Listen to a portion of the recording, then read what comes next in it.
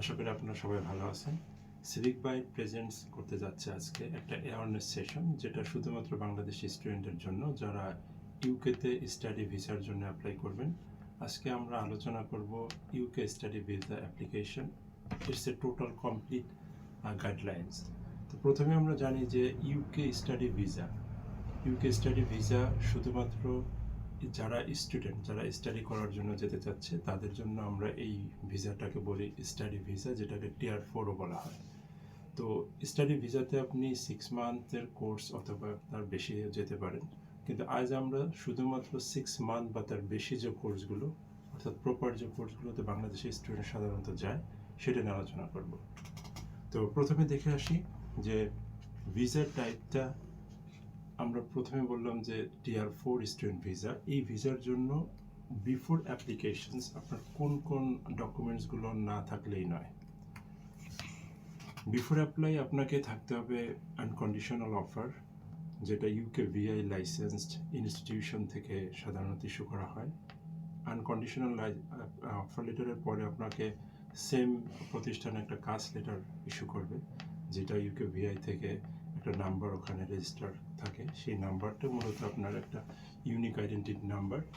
এরপরে আপনার প্রয়োজন আছে যে আপনি ফান্ড ডিপোজিট, অর্থাৎ টিউশন ফিস কত দিয়েছেন, যেটা কাস্ট লেটার উল্লেখ থাকে।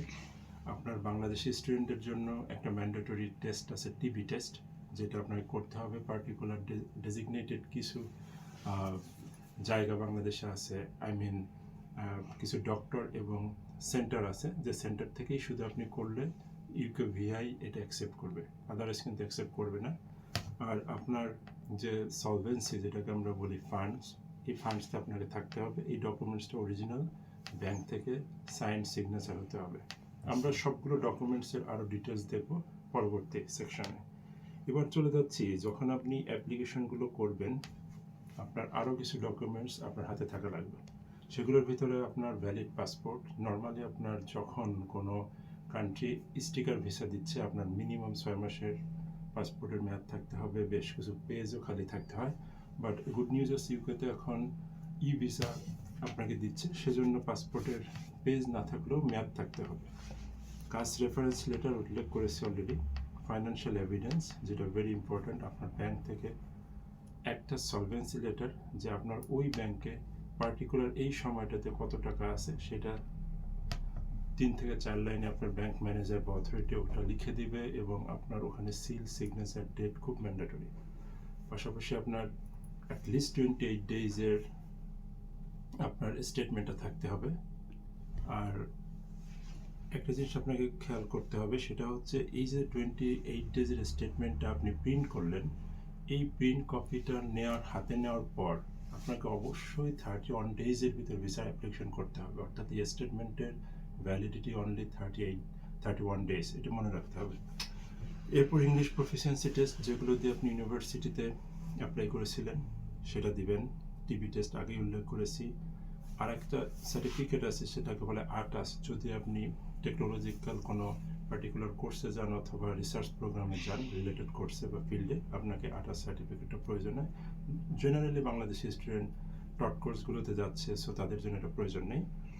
আর অফিসিয়াল ট্রান্সলেশন, এটা খুব ইম্পর্টেন্ট। যদি আপনার কোনো ডকুমেন্টস বাংলা বা অন্য কোনো ল্যাঙ্গুয়েজে থাকে, অবশ্যই এটাকে আপনি ট্রান্সলেটেড, নোটারাইজড করে তারপরে জমা দিতে হবে।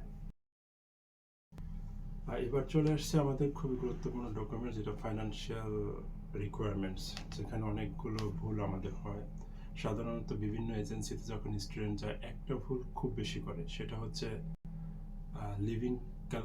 লিভিং কস্টের যে ক্যালকুলেশন, এটা সঠিকভাবে করতে পারে না। এরপরে আরও কিছু ফিস আছে, স্পেশালি আইএইচএস, যেটা আপনার হেলথ সার্চার্জ, এটা সঠিকভাবে কমপ্লিট করতে পারে না, ক্যালকুলেশন করতে পারে না, বিকজ আপনার কোর্সের ডিউরেশন ফ্যাক্ট করে, এখানে ম্যাটার করে। Tuition fees as stated on কাসে যেভাবে স্টেট করা আছে, ওভাবে আপনাকে টিউশন ফি দিতে হবে। আপনি যদি 50% দিয়ে যান, তাহলে বাকি 50% আপনার ব্যাংক সলভেন্সিতে দেখাতে হবে। আর লিভিং কস্ট ইউকের জন্য ইউকে ভিআই সাধারণত দুইভাবে নির্ধারণ করে থাকে। প্রথমটা হচ্ছে, যদি আপনি লন্ডনে অ্যাপ্লাই করেন, লন্ডনে কোনো ইনস্টিটিউটে আপনার লিভিং কস্ট এক ধরনের, যদি লন্ডনের বাইরে করেন আর এক ধরনের। সাধারণত লন্ডন এক্সপেন্সিভ সিটি, এখানে লিভিং কস্ট বেশি হবে, এটাই স্বাভাবিক। আজকের এই পর্যন্ত আজকের আপ টু ডেট ইনফরমেশন অনুযায়ী আপনি যদি লন্ডনে অ্যাপ্লিকেশন করেন, আপনার per month 1529 pound per month আপনার লিভিং কস্ট, এটা ইউকেভিআই নির্ধারণ করে দিয়েছে। আর যদি লন্ডনের বাইরে আপনি অ্যাপ্লাই করেন সেক্ষেত্রে 1171 পার মান্থ।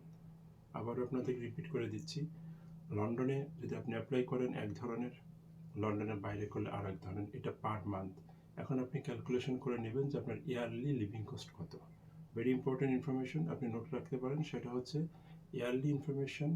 যদি আপনি 1 ইয়ার কোর্সে যান, আপনাকে 9 মাসের জন্য 1529 লন্ডনের জন্য আপনি মাল্টিপ্লাই করবেন, এটা হচ্ছে আপনার লিভিং কস্ট। কেন 9 মাস বললাম? সাধারণত ইউকে প্রোগ্রামগুলো 3 মাস আপনাকে হলিডেতে থাকবে বা কোর্সগুলো কমপ্লিট হয়ে যায়। ওই 3 মাস আপনি আইদার আপনার দেশে আসতে পারেন, অন্য দেশে ঘুরতে যেতে পারেন, অথবা আপনি জব করতে পারেন। যেটা নর্মালি 20 আওয়ার্স থাকে সেটা 40 আওয়ার্স পর্যন্ত করতে পারবেন, because you are on holiday. আপনাকে ইউনিভার্সিটি একটা লেটার দিবে, সেটা আপনি আপনার লাইন ম্যানেজারকে সাবমিট করলে লাইন ম্যানেজারের কাছে যদি জব অ্যাভেলেবেল থাকে আপনি ওখানে করতে পারবেন, অথবা অন্য কোথাও করতে পারবেন। It means you are free to work full times. So এই দিকটা খেয়াল করবেন। এরপরে আমরা চলে আসছি যে রিসেন্ট ভিসা অ্যাপ্লিকেশনের বর্তমানে ফিস কত। আপনি যখন ভিসা অ্যাপ্লিকেশনটা করবেন সেটা হচ্ছে অনলাইন অ্যাপ্লাই করতে হয়। ইউকেভিআই ওয়েবসাইটে আপনি পার্টিকুলার বাংলাদেশি স্টুডেন্টের এই ফিল্ডে যখন যাবেন, আপনাকে একটা লিঙ্ক ওরা প্রোভাইড করবে, ওই লিঙ্কে আপনি অ্যাপ্লাই করবেন। ওখানে ভিসা অ্যাপ্লিকেশন ফিস বর্তমানে আজকের ডেট অনুযায়ী 524 পাউন্ড। আর হচ্ছে ওখানে একটা আমি আগে উল্লেখ করেছি যে ইমিগ্রেশন হেলথ সার্চার্জ, যেহেতু আপনি অ্যাজ ইমিগ্র্যান্ট আপনাকে দিতে হবে এভরি ইয়ার, অর্থাৎ পার ইয়ারের ওটা হচ্ছে 776। যদি আপনার কোর্স 1 ইয়ার হয় 776। একটু কান খুলে শুনবেন, যদি আপনার কোর্স 6 মান্থ থেকে বেশি হয় বাট 1 ইয়ারের কম হয়, বাট স্টিল আপনাকে সেম ফিসটা দিতে হবে। যদি আপনার কোর্স 1 ইয়ার থেকে বেশি কিন্তু 1.5 বছর থেকে কম, তাহলে আপনি 1 ইয়ার প্লাস ওটার আরও হাফ আপনি পেমেন্ট করবেন। যদি আপনার কোর্স 1.5 বছর থেকে বেশি বা 2 বছর থেকে কম, তাহলে আপনাকে ফুল 2 বছরের চার্জ দিতে হবে। এটা প্রিপেইড, এটা আপনাকে দিতেই হবে। আর যদি আপনি এটা না দেন, আপনার ভিসা অ্যাপ্লিকেশন উইথহেল্ড হয়ে থাকবে। খুবই ইম্পর্ট্যান্ট। এবার চলে আসছি টিবি টেস্ট। টিবি টেস্টের ক্ষেত্রে আগেই বলেছি যে আপনাকে ডেজিগনেটেড কিছু জায়গায় যে শুধু টিবি টেস্ট করতে হবে। যখন আমরা পড়ালেখা করতে গিয়েছি 10-11 দিকে, তখন কিন্তু টিবি টেস্ট বিভিন্ন জায়গায় করা যেত। এখন IOM migration health assessment clinic Dhaka এবং সিলেটে আছে, green crescent health service Dhaka, Sylhet, চট্টগ্রামে আছে। এখানে আপনাকে করতে হবে। এখানে অ্যাপ্রক্সিমেটলি USD 70 মতো খরচ হবে। এটা আপনাকে কিন্তু ওখানে যে পেমেন্ট করতে হবে। সো এই জায়গাগুলোতে সাধারণত ক্যাশ পেমেন্ট হয় না, সাথে একটা কার্ড নিয়ে যাবেন। আর টিবি টেস্টের ভ্যালিডিটি থাকে 6 মাস, এটা মনে রাখতে হবে। যদি আপনার কোনো এক্সট্রা কমপ্লেক্সিটি ওখানে ধরা পড়ে, সেগুলো যতদিন আপনি ওভারকাম না করতে পারছেন ততদিন পর্যন্ত ভিসা অ্যাপ্লিকেশন করতে পারবেন না। চলে আসছে আমরা অ্যাপ্লিকেশন প্রসেস। আমি কিছুক্ষণ আগে উল্লেখ করছিলাম যে gov.uk এর ওয়েবসাইটে যে আপনাকে অ্যাপ্লিকেশন করতে হবে, ওখানে আপনি IHS পেমেন্ট করতে পারবেন, লিঙ্ক প্রোভাইড করবে তারা। আর হচ্ছে ওখানে ভিসা অ্যাপ্লিকেশন মিনস আপনাকে সমস্ত ডকুমেন্টস ওখানে আপলোড করতে হবে, প্রসেসগুলো কমপ্লিট করতে হবে। কিন্তু আপনার এই যে ডকুমেন্টসগুলো দিলেন, পাশাপাশি আপনার পাসপোর্টটা কিন্তু বাংলাদেশ VFS গ্লোবাল সেন্টারে সাবমিট করতে হয়। সো গ্লোবাল সেন্টারে একটা অ্যাপয়েন্টমেন্ট আপনি ওই ওয়েবসাইট থেকেই নিতে পারবেন। আর খেয়াল রাখবেন, গ্লোবাল সার্ভিসে যদি আপনি কোনো ধরনের ফার্স্ট টেস্ট সার্ভিস অথবা ইম্পেরিয়াল টাইপের সার্ভিস নেন, আপনাকে এক্সট্রা পেমেন্ট করা লাগতে পারে। এবং গ্লোবাল VFS সার্ভিসে আপনি যে বায়োমেট্রিকটা নির্দিষ্ট দিনে দিবেন, খুবই ইম্পর্ট্যান্ট একটা বিষয়। যারা ফিমেল স্টুডেন্ট আছেন, খেয়াল করবেন আপনাদের হাতের ফিঙ্গার আঙ্গুলের যেন কোনো ধরনের নেল পলিশ অথবা আদার যে কালার কোনো কিছু থাকে, এগুলো থাকলে ওরা আপনার ফিঙ্গার নেবে না। অথবা ব্রোকেন, হঠাৎ করে কেটে গেছে, ওটা ছেলেমেয়ে সবার জন্য ক্ষতিগ্রস্ত আছে, অবস্থায় থাকলে আপনি ফিঙ্গার দিতে পারবেন না। সো এই ব্যাপারটা আপনাদেরকে কেয়ারফুল থাকতে হবে। আর VFS গ্লোবাল আমরা সবাই জানি, এটা গুলশান 2-এ। এবার আমরা চলে যাচ্ছি প্রসেসিং টাইম। অ্যাকচুয়ালি কতদিন লাগে ইউকের ভিসা, স্টুডেন্ট ভিসা অ্যাপ্লিকেশনে কতদিন সময় নিতে পারে? নর্মালি আপনার 3 উইকস লাগে, বাট 2 উইক্সে আপনার রেজাল্ট চলে আসবে। আর কখনো কখনো 6 উইকস পর্যন্ত লাগতে পারে। আর ইউকে কিন্তু দুইটা জিনিস আমি উল্লেখ করিনি, লাস্ট উল্লেখ করার জন্য। আপনি যখন কোনো অফার লেটার পেলেন, আপনার কাস্ট লেটার পাওয়ার জন্য অধিকাংশ ইউনিভার্সিটি কিন্তু প্রিকাস ইন্টারভিউ নেয়, অর্থাৎ ইউনিভার্সিটি ইন্টারভিউ নিচ্ছে। আর ভিএফএস এর ওখানেও কিন্তু আপনাকে ইন্টারভিউর জন্য কল করতে পারে। So you need to be prepared all the time যদি আপনি জেনুইন স্টুডেন্ট হন। আফটার অ্যাপ্রুভাল আপনাকে যেটা করতে হবে, আপনার ই ভিসা অর্থাৎ এন্ট্রি ডকুমেন্টস আপনি পেয়ে যাচ্ছেন। আপনার যদি ফুল টাইম কোর্স হয় 1 বছর বা তার বেশি, আপনি 1 মাস আগে অ্যাপ্লাই করতে পারবেন ইউকেতে। যদি 6 মাস বা এরকম ধরনের কোর্সে, তাহলে 1 উইক আগে আপনাকে অ্যাপ্লাই করতে হবে।